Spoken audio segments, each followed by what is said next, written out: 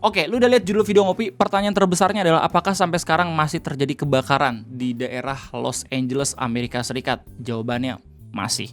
Udah, video ngopi selesai. Ya, jadi buat lo semua yang nggak tahu, lagi terjadi kebakaran hebat ya yang ada di daerah Los Angeles. Awalnya itu ada di Palisades, kalau nggak salah, terus habis itu merembet kemana-mana di daerah bagian California. Terus sampai sekarang apinya masih belum padam. Lu bisa ngelihat kondisi terkininya di beberapa media massa di mana mereka ngeberitain secara live gitu ya lewat pantauan udara gitu bagaimana kondisinya, dan gue bakal ngasih lihat ke lu semua. Ini langsung rekaman dari CNN News 18. Di mana mereka buat judul California Wildfire 2025 Live Update Aerial Views Shows Scope of California Wildfire Damage N18G. Ya, separah ini coy. Ini daerah hutan ya, kalau nggak salah, daerah hutan California, daerah hutan gurunnya gitu. Dan buat lu semua yang bertanya-tanya kenapa di sini malam Bang Ray, sementara lu ngelihat sementara lu tuh ngerekam kayaknya lagi cerah-cerahnya. Iya, ada perbedaan zona waktu ya. Di Indonesia masih jam 6 pagi. Sorry, di gue jam 9 pagi, maaf. Tapi kalau misalkan di daerah Amerika ini udah jam 6 sore. Jadi emang perbedaannya agak sedikit jauh ya, gap zona waktu ya. Cuma yang jelas buat lo semua yang nggak tahu dan buat lo semua yang pengen tahu ringkasan dari apa yang terjadi di Los Angeles gitu, di daerah California, kebakaran yang terjadi di sini, lu bisa langsung nonton video Bang Eno. Sebenarnya di sana beliau udah ngejelasin secara rinci bagaimana kondisi beberapa hari yang lalu, terus habis itu bagaimana sejarahnya, siapa aja yang terlibat, siapa aja yang terkena, dan berapa banyak korbannya, dia udah nyantumin secara langsung. Di video ngopi kesempatan kayak ini gua cuma ngasih update beritanya aja kayak gimana, karena lu sendiri tuh sebenarnya bisa mantau secara langsung bagaimana kebakaran yang terjadi di Los Angeles. Dan yes, bener kata Bang Eno, banyak banget orang-orang dari kalangan selebritis yang emang terkena dampak dari kebakaran hutan ini. Orang-orang Amerika bilangnya itu wildfire, tapi kalau misalnya orang Australia itu kalau misalnya kejadian kayak gini namanya bushfire. Dimana kalau misalkan di Australia ini kan kebanyakan daerah gurun gitu ya, dan banyak banget semak-semak. Nah, semak-semak itu sangat amat rawan dan juga berpotensi menyebabkan kebakaran. Nah, kalau misalkan di Amerika karena banyak banget pohon-pohon besar, dan ya di daerah California juga ada gurun gitu ya, tetap aja bisa punya potensi kena yang namanya kebakaran hutan. Nah, yang jadi pertanyaan selanjutnya adalah penyebab utama dari kebakaran hutan ini apa? Nah, ini menarik banget karena jawabannya tergantung dari mana lu pengen mencari jawabannya sendiri. Apakah dari media sosial atau dari media massa? Karena jawabannya itu sangat amat berbeda. Kalau misalnya lu cari jawabannya di Twitter, banyak banget dari mereka yang berkonspirasi kalau misalkan kebakaran hutan ini terjadi karena 3 hal. Yang pertama, mungkin ada saklar listrik yang sengaja dirusak. Yang kedua, ini mungkin karena homeless people atau orang-orang yang nggak punya rumah di sana ngelihat ketimpangan kalau misalnya di artis tuh udah punya banyak banget rumah sementara mereka kagak gitu. Sampai pada akhirnya mereka sengaja ngebakar beberapa daun-daun kering atau hutan kering gitu ya. Terus yang ketiga, karena mungkin ini merupakan ujian terakhir dari Joe Biden di akhir masa pemerintahannya. Sangat amat liar bukan? Tentu saja. Bahkan ada beberapa opini dan beberapa hal yang membandingkan kalau misalnya orang-orang Amerika sangat anti banget untuk ceasefire gitu ya, atau gencatan senjata di daerah Gaza. Bahkan Presiden Trump sendiri bilang kalau misalnya saya akan membakar Gaza seperti neraka segala macam, sampai pada akhirnya kayak gini gitu. Cuman ya kita jangan sampai berpikiran seperti itu dulu gitu ya, karena emang ini kan lagi ada yang kena musibah gitu. Kita coba buat luruskan dulu, kita coba buat objektif dulu kalau misalkan mereka juga manusia. Mungkin aja karena ini mereka pada akhirnya punya empati yang lebih, sampai pada akhirnya ya peristiwa-peristiwa yang terjadi di dunia bisa teredam gitu, karena semua orang akhirnya merasakan hal yang sama. Nah kalau misalkan alasan dari media massa ini lebih objektif menurut gua, karena kata mereka, kebanyakan dari mereka, dari BBC, terus habis dari people.com dan segala macam, memberitakan kalau misalkan kejadian kebakaran di LA ini terjadi karena 2 hal. Yang pertama, musim kemarau panjang yang lagi terjadi di Amerika. Yang kedua, itu ada yang namanya angin Santa Ana, di mana angin ini kencang banget hembusannya sampai pada akhirnya ngerambat ke beberapa titik api yang ada di daerah sana. Terus habis itu dengan cepat menjalar kemana-mana kayak gitu. Nah, buat lo semua yang nggak tahu, jadi meskipun di Indonesia ini musim hujan, itu bukan berarti di beberapa negara-negara itu juga musim hujan gitu ya. Di Amerika sekarang lagi musim kemarau, dan setiap negara itu iklimnya ataupun musimnya itu berbeda-beda. Jadi musim suatu negara tergantung sama yang namanya garis lintang. Jadi gue yakin lu semua juga udah pernah belajar geografi gitu ya, dimana di bumi kita tuh ada 2 garis lintang yang menjalar dari utara sampai selatan, terus habis itu garis bujur yang melintang dari timur ke barat. Nah, iklim suatu negara itu tergantung dari posisi negara di suatu lintang. negara kita tercinta itu ada di lintang 0 atau lintang Khatulistiwa, di mana lintang Khatulistiwa ini peredaran mataharinya sangat amat sering sampai pada akhirnya kita cuma punya 2 musim, musim kemarau sama musim hujan kayak gitu. Sementara di beberapa negara ya dengan lintang yang tinggi itu punya 4 musim biasanya. Kalau misalnya lo pernah main Harvest Moon segala macam, nah itu 4 musim. Panas, gugur, semi, sama dingin. Wah, sorry bro, gue dari masa depan. Ada beberapa informasi tambahan yang pengen gue sampaikan ketika gue ngeliat video finalnya. Dan sorry banget kalau misalnya gue udah ganti baju karena gue baru selesai jogging gitu. Jadi meskipun di Amerika itu termasuk ke dalam 4 musim karena dia sebagian besar di bagian utara itu terletak di lintang tinggi gitu ya. Cuman ada beberapa daerah yang iklimnya masih dipengaruhi sama tipe topografi yang ada di sana. Salah satunya di Los Angeles itu sendiri. Apakah Los Angeles punya 4 musim? Jawabannya enggak. Karena Los Angeles ini berdekatan dengan Samudra Pasifik plus dia juga ada di daerah gurun di California gitu. Maka Los Angeles memiliki iklim yang namanya Mediterranean. Cuma punya 3 musim doang sama kayak Indonesia. Musim hujan, kemarau, dan juga musim transisi.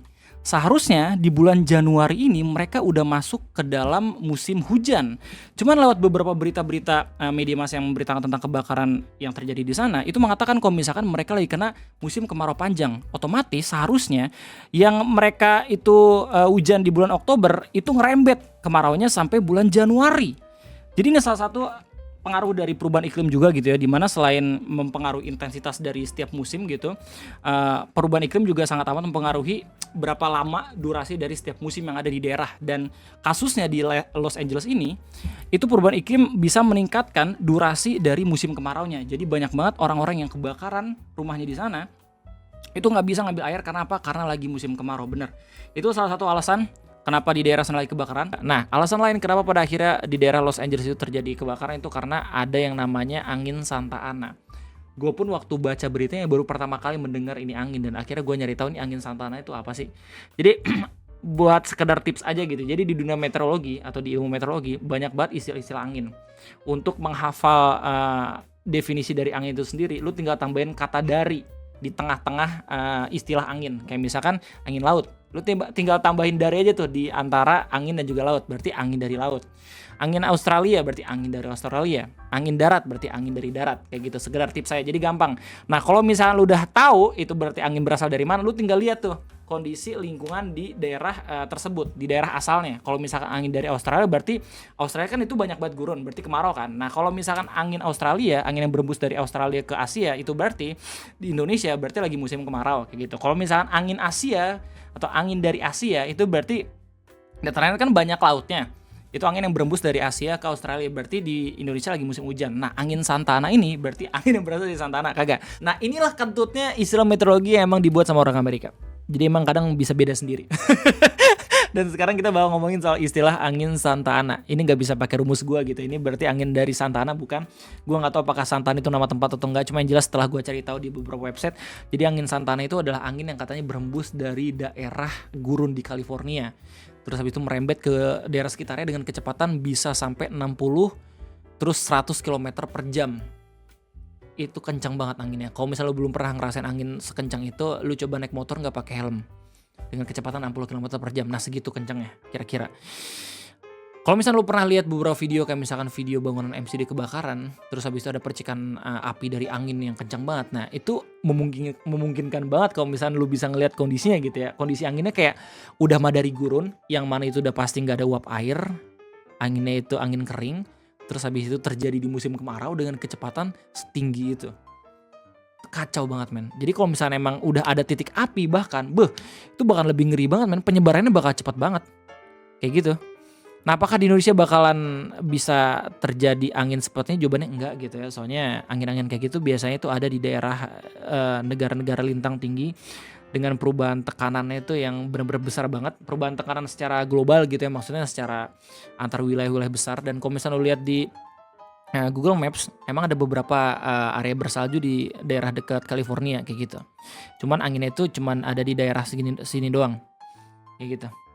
Intinya ya kalau misalnya emang pengen lihat dan pengen tahu lebih lanjut, bisa langsung cari tahu sendiri di Google gitu ya. Gue bakal nge-share yang gue tahu doang kayak gitu. Cuman di Indonesia meskipun gak ada istilah kayak gitu, tetap aja kita bakal bisa kena angin-angin yang kencang gitu kalau misalnya emang ada perubahan tekanan emang terjadi di daerah sana secara mendadak. Istilah kayak misalnya angin puting beliung dan segala macam kayak gitu. Nah, kalau misalnya di Indonesia ada istilah yang namanya cold surge. Asik. Nih pas banget nih ngomongin soal penelitian gue. Jadi cold surge itu bukan angin kering, justru angin dengan uap air yang tinggi, di mana dia itu terjadi dari Laut Cina Selatan, dari Laut Cina Selatan, terus itu berhembus ke daerah Indonesia. Kalau misalkan terdeteksi ada angin cold surge di Indonesia, otomatis bakal terjadi musim hujan. Sangat amat berpotensi terjadi musim hujan yang sangat tinggi kayak gitu di daerah Jawa dan di daerah sekitarnya. Kayak gitu. Jadi kalau misalnya Indonesia ya antara musim hujan musim kemarau, tapi kalau misalkan daerah Amerika ini bahkan bisa sampai kebakaran. Kalau misalnya Indonesia kebakaran terjadi karena apa Bang Ray? Nah, ini menarik. Kalau misalnya di Indonesia kebakaran itu pasti terjadi di beberapa daerah-daerah hutan yang emang berhubungan dengan lahan gambut. Dan yang lebih ajaibnya lagi adalah kalau misalnya terjadi kebakaran hutan, beberapa di antara lahan-lahan tersebut mungkin tiba-tiba langsung tumbuh kelapa sawit. Itu jokes orang-orang NGO ya, jokes orang-orang kehutanan kayak gitu. Dimana ya angin juga berpengaruh. Cuman ya penyebarannya itu lebih besar terjadi karena vegetasi atau tipe vegetasinya. Kalau di Indonesia itu ada yang namanya lahan gambut, dimana gambut ini sangat amat dipengaruhi sama air yang ada di media tanamnya. Kalau misalkan gambut tersebut airnya itu lagi banyak ya berarti bakal susah buat kebakaran. Tapi kalau misalnya lagi musim kemarau, dimana nggak ada air sama sekali, gambut itu bakalan kering dan gampang banget menjadi media untuk mengantarkan api. Makanya kalau misalnya di Indonesia sendiri, kalau misalnya emang udah terjadi titik api gitu, udah ada api yang emang mulai menjalar, biasanya BNPB atau beberapa pihak-pihak yang emang berusaha untuk memadamkan api gitu ya, ngebuat batasan jalur biar si pohon gambut itu benar-benar nggak bisa merambat kemana-mana lagi. Jadi dibuat kayak jalur biar apinya itu nggak bisa menjalar kemana-mana. Ngomongin soal kebakaran hutan di Indonesia ini menarik banget. Soalnya gue langsung keinget sama beberapa cerita dari teman-teman gue. Gue dari jurusan meteorologi by the way, yang berhubungan kehutanan sama cuaca gitu ya. Dan kalau misalnya gue lihat prospek kerja dari teman-teman gue, selain gue yang anomali jadi YouTuber gitu ya, beberapa teman-teman gue yang akhirnya aktif dan juga kerja di NGO, non-governmental organization, yang biasanya itu menggaungkan untuk perlindungan hutan dan segala macam aktivis lingkungan gitu ya. Tapi ada beberapa teman-teman gue juga yang pada akhirnya itu kerja di bagian perkebunan. Jadi imagine kalau misalnya lagi ada masalah pengerusakan lingkungan gitu ya, itu teman-teman gue kelas padahal satu jurusan anjir. Jadi nggak semua orang-orang yang belajar di jurusan lingkungan pada akhirnya jadi aktivis lingkungan, kagak. Pada akhirnya juga ada beberapa yang kerja di bagian perkebunan juga, karena emang orang-orang perkebunan atau perusahaan perkebunan juga harus punya orang-orang yang mengerti tentang kondisi lingkungan kayak gitu. Nah kalau misalnya lagi ada kebakaran, wah itu menarik banget tuh. Ada beberapa temen gue yang gue gak bisa sebutin gitu yang emang gak sengaja kerja di perkebunannya. Terus habis itu ada kebakaran kan di site-nya dia, terus habis itu dia coba buat madamin sendiri. Itu kacau banget, sampai hitam banget itu dia kalau misalkan nge-share fotonya di grup. Terus habis itu ada teman-teman gue yang emang kerja di NGO gitu ya, yang mempermasalahan itu semua. Gila itu rame banget sih. Jadi kayak pada akhirnya itu nge-clash satu jurusan. Soalnya kan perkebunan kan termasuk kelapa sawit, ya kebun-kebun kopi, kebun-kebun coklat segala macam. Yang mana kalau misalkan ada lahan yang berubah gitu ya, dari yang awalnya hutan lindung atau hutan alami terus jadi perkebunan, otomatis itu termasuk deforestasi juga kan. Meskipun emang ditanemin pohon juga, tapi nggak bisa dikatakan itu hutan juga, karena hutan kan harus berkesinambungan dengan ekosistem yang ada di sana. Sementara kalau misalnya lihat beberapa video-video yang berhubungan dengan satwa gitu ya, yang emang terancam gara-gara hutannya udah nggak ada, ya lu bisa lihat sendirilah. Meskipun emang udah ditanemin pohon lagi, tetap aja mereka susah banget buat nyari makan kayak gitu istilahnya. Jadi itu aja mungkin sedikit approach atau pendekatan meteorologi yang gue tahu gitu ya terkait kebakaran hutan di Los Angeles. Gue rasa akan sangat bijak untuk kita mendoakan semoga bencana di sana nggak berkepanjangan gitu ya. Gue yakin buat lu semua yang emang mengaitkan ini sama peristiwa-peristiwa yang ada di Gaza juga, gue harusnya bisa ngasih tau lu kalau misalkan ada di antara mereka semua juga yang pro sama Palestina, pro sama Gaza juga. Terus habis itu mereka juga kena kejadian kayak gini, oke? Kayak misalnya beberapa artis-artis yang gue tahu gitu, kayak misalnya Mark Ruffalo yang jadi Hulk juga, dia pro Palestina juga dan segala macam. Jadi akan sangat bijak kalau misalnya kita melihat ini sebagai objektif, dan semoga kebakaran yang terjadi di Los Angeles bisa cepat padam. Gimana tanggapan lu? Silahkan tulis di kolom komentar. Oke, gue sangat menunggu segala macam tanggapan, pendapat, dan juga mungkin ada koreksi dari lu semua ketika kalau misalnya gue ada sedikit kesalahan dari penjelasan gue mengenai beberapa angin dan juga beberapa peristiwa-peristiwa yang terjadi di California ini. Terima kasih banyak, ketemu lagi nanti, sampai jumpa.